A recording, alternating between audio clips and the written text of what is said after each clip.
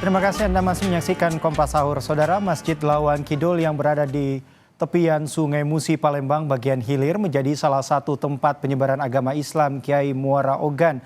Uniknya, meski usianya yang sudah ratusan tahun, keaslian bangunan masjid bergaya Tiongkok dan Nusantara ini tidak berubah.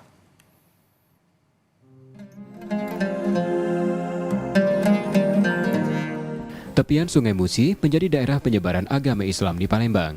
Ini terlihat dari beberapa masjid yang dibangun di tepian Musi.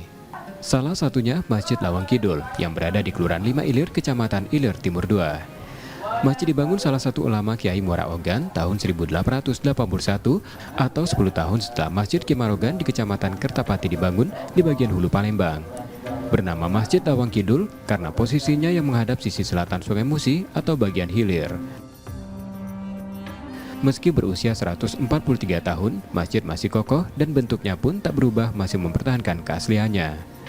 Bangunan masjid bergaya Tiongkok dan Nusantara dibuat mirip dengan Masjid Agung Palembang yang atapnya berbentuk limas berundak dan dihiasi tanduk, serta tambahan mustaka di puncak kubah utama.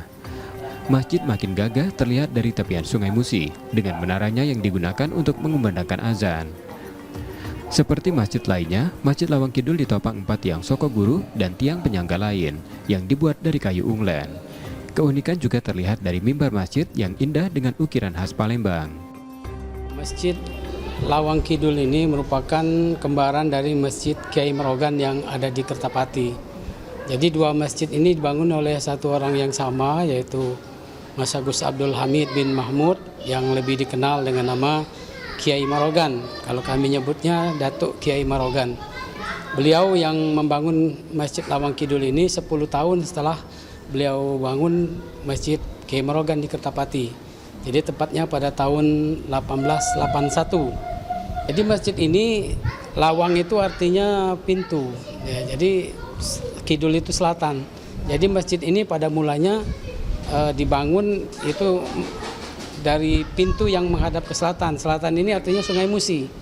Karena Datuk Kiai Marogan itu beliau dakwah itu mondar-mandir dari Lawang Kidul ke Marogan itu melalui Sungai Musi.